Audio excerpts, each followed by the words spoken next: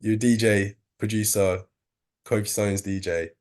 Like, how did it all start? Like, what was your first venture into music? Boy, back in 2007, I started downloading grime instrumentals onto my phone, spitting bars at school. 2008 came, I started, I think I got a crack of Fruity Loops. And so I started making beats and also decided, yo, I want to start DJing too.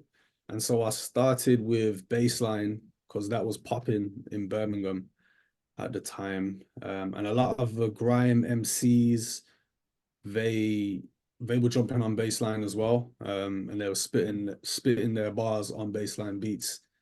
And yeah, the culture was just there popping in Birmingham. And so I started putting out mix CDs. I started basically contacting all of the artists and saying, yo, I'm putting this mix CD together. What tunes have you got that you can submit? Um, and so Birmingham Bassline was born, and then did like 15 volumes over the span of, I don't know, I think probably about 6 years or something like that. Um, and yeah, man, it took off. It took off. It was popping. It was like a key part of the baseline culture in the West Midlands. Obviously, a lot of the scene was happening up north and like Sheffield and Manchester and stuff. But here in Brum, artists like Bass Boy and Triller, Swifter, Predator, I was linking up with them and just wanted to create something on a regular basis, showcasing Birmingham talent. Um, and back then it was like a download thing. So I would post the download link on MySpace and people would just, share it and whatnot from there. And yeah, man, people were just downloading it onto their phones, onto their laptops. And if you remember MSN Messenger, there was like a plugin or a little option where um, you can have MSN show the song that you're currently playing. And so I took advantage of that by making sure all of the songs were titled in a way where it said Birmingham Bassline Volume 1, Track 2, Swifter Beta featuring Bomber B or whatever it is. So people, when they were on MSN, everybody would see that, they're listening to Birmingham Bassline. The new one's out, let me go download it.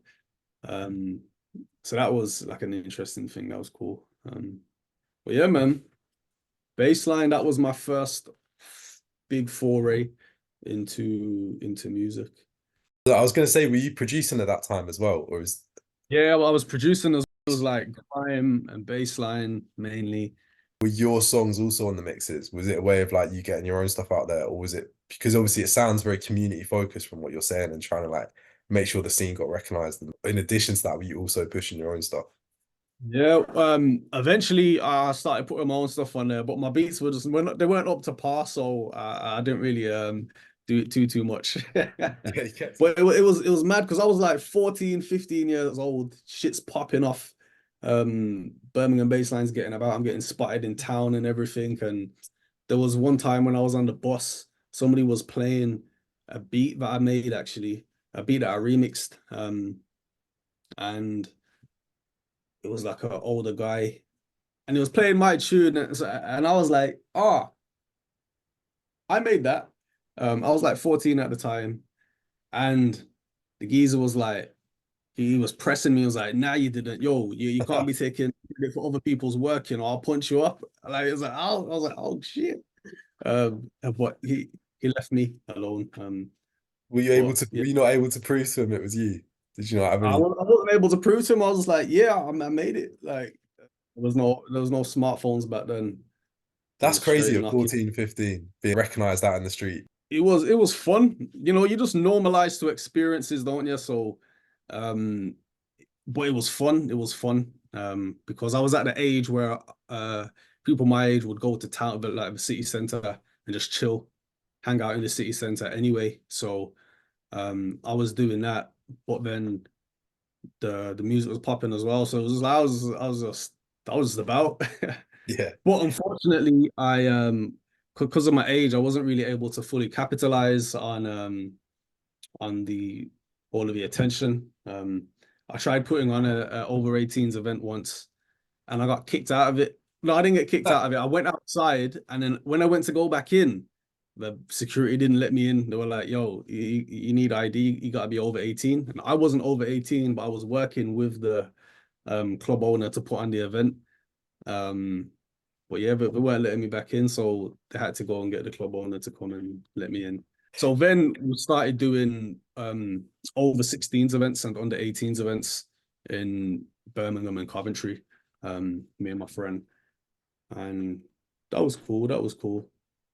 But at that point, basically the reason we had to do it in other cities like Coventry and Burton upon Trent is because bassline was a high risk genre in Birmingham, so you couldn't put on events with bassline. It was just high risk unless you had the adequate amount of security, and it's like low. You need loads more security for those high risk events. So that's when the scene started dying down, because there was less and less events.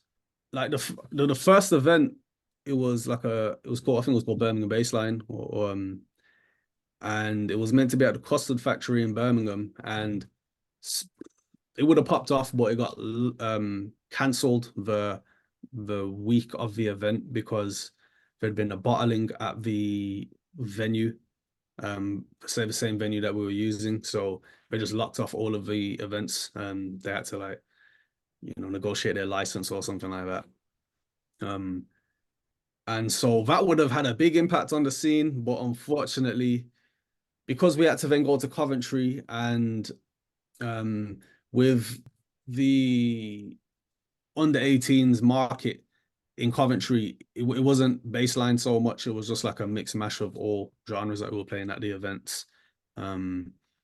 So it didn't really have an impact on the scene, those events. Those were just more so just club nights in Coventry for people in Coventry kind of thing. It wasn't really related. Even though we played some bassline, it was a different crowd, so we had to kind of maneuver.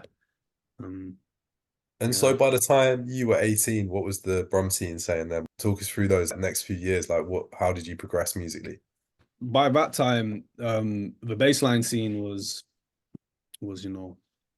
asleep. People had stopped making bassline. I'd stopped putting out the CDs because if there weren't enough people from Birmingham making bassline, then I've got no songs to make the mixes from. So I stopped doing the mixes. And I think these times I went to university, so life just kind of took over from then. I went to study music and entertainment management at LIPA, which is the Liverpool Institute for Performing Arts. But I only did it for a year and then chickened out and basically dropped out. And then the next year I studied sound engineering and production at uni in Birmingham. But then I didn't last long there either. I quit after the year and then just tried to go just all in on music kind of thing. And were you still making bassline and stuff, or had you moved on to other genres? You know what? My whole music career kind of just went into hibernation because by that point I'd realized that, you know what, if I'm trying to bust in music, then I'm gonna need some money to, pay for music videos and Yeah. stuff like that. And I didn't have peas, so for the next like 10 years, something like that, my my focus shifted towards making money. And there was a few times where I tried to get back into music, but there were false starts. Probably had like 5 false starts where I'd finally finish a tune, I'd put it out, and I'd think to myself, all right, I'm gonna get back on music now. But then inevitably, because I didn't have my financial situation under control, I couldn't just get back on it. I had to um, reallocate time back to work. And it's only recently, bro, it's only 2 years ago, I started basically working full time, doing teaching a lyric writing course in prisons to young offenders with Maverick Sounds, and also mentoring kids in school and ones that had been kicked out of school as well. And so when I started doing that, I finally had regular income. Because the full 8 years before that, I didn't have regular income because I was trying to just, I was trying to do music. Yeah, Or I yeah, was trying to launch business side ideas or whatever, but I didn't have consistent income, so those would all inevitably fail. Because I'd have to keep, allocating my time to trying to make money and stressing about money and all of that. So when I yeah. finally started with regular income, that was nice. I was able to buy back some studio equipment, which I had to sell for money, a few years prior. But now I was able to, buy back all my studio shit. But it got to the point where I felt like I was working too much.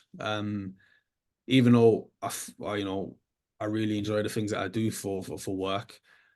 Um, I just didn't have enough time for myself to make music for myself and, to go to the gym and to just have my life in order. So I recently made the decision to basically drop down some days at work to the bare minimum and try and organize the rest of my time so that I'm spending it on music and my other side projects.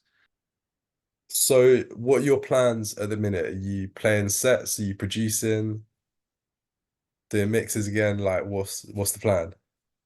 Oh, it's exciting, man. I'm feeling excited right now, just thinking about the question because I've kind of kicked back into gear. So um I've been on the production, hip hop, house, garage, bass line, drum and bass. So I've got a bunch of tunes which I'm gonna put out. I was gonna do like a big EP, but I'm just gonna just put them out bit by one kind of thing rather than all at the same time. Um, I've also got a mix series called Bass Dimension, so I'm gonna be carrying on with that. I'm just working on episode 3 right now. DJing wise, um, let me see, we got the show on the 26th with Kofi. Um, and looking forward to that. That's gonna be sick. Uh, but aside from that, I'm not really doing sets. I'm not really doing DJ sets outside of what I'm doing with Kofi at the moment because because of my lack of available free time, I have to be very selective with what I'm able to do, and I can't take everything on. So I'm not the only DJ and I'm doing is the Kofi stuff. Right, and where can people find that mix series as well? Episode 3 now, so there's 2 out there. Yeah, there's 2 out there. So I believe it is. Let me just double check. I don't know if it's .com or .co.uk. Flipping it. Yeah, basically www.bonafyde.com. I'm gonna get that set up correct in the next couple of days. So by the time you've edited it, it'll be active. Sweet. Um, and I wanted to talk, obviously ask a couple of questions about Kofi. I know we were talking earlier. How did you guys, do you want to go over how you guys met and sort of how you ended up becoming his DJ? Because obviously he would have started rapping when you guys were at school, is that right? Or was it a bit later on? Before that, yeah, before Daki was rapping from early, and then I think we were in like year 8, year 9, or year 9, year 10, probably year 8, year 9 when no, probably about year 10. He was in probably in year 9, I was in year 10. I met him from a mutual friends group because of how local he lived, and he would come down to the school after school to play football on our astroturf and stuff like that because he lived right by my school. And he was doing music, and he messaged me on MySpace asking if I could remix one of his songs. He wanted me to do a bassline remix of one of his songs because I think by this time I was popping bass Birmingham Bassline was popping. Some of the beats that I'd done had gotten about. So he was like, yo, can you do a bassline remix of one of my tunes? I didn't end up doing it. I can't remember. I can't remember what happened there, but nothing came of that. But I'm not even sure how it came about, but I, because we were in the same friends group, I started DJing for him. I was also his manager as well at the beginning, because we knew that he needed a manager, but we didn't have one at the moment. So I was just filling in the boots until we found one. Um, and yeah, he's been active for ages. He's been active for ages. Did you kind of know what was going to happen? Did you know, were you like this, he's too sick to like not blow up? Yeah, you know what? We did. We both thought that. We both thought that.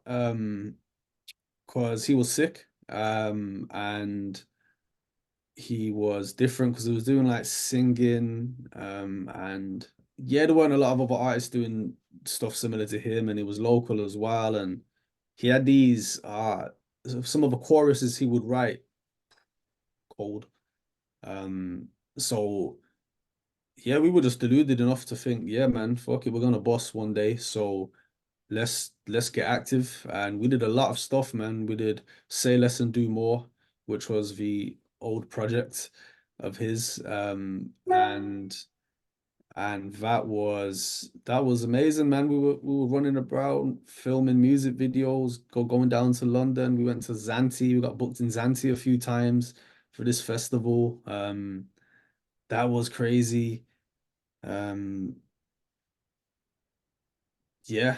Um, then of course, Nobody Cares Till Everybody Does. Yeah, of course. Yeah. That was that was uh when was that? That was like 5 years ago, maybe 5 years ago, something like that. That was great because we were doing a lot of gigging. His music was really getting out there, and he got put, he went to the next level with that project, especially in terms of exposure. So, um, and of course, he's working on the album now, so hopefully that'll be done soon, and we can get back on the road. That'd be great. What was going to Zante like? How old were you guys then? 16, That's 16, maybe. crazy. Yeah, that was so cool. It was so much fun, just going to a warm country in the summertime when you're a kid. It's just crazy. There's like loads of girls, loads of it's going out every night. Yeah, the strip. But we were with a promoter. He was putting on a festival there, so that was interesting to see the inner workings of how that went down. Um, yeah, that was interesting. I don't think everyone got paid um from from Vols, but it was all a good learning curve. It was all a good learning curve. Oh yeah, we supported Tiny Temper in Zante and then Fat Man Scoop.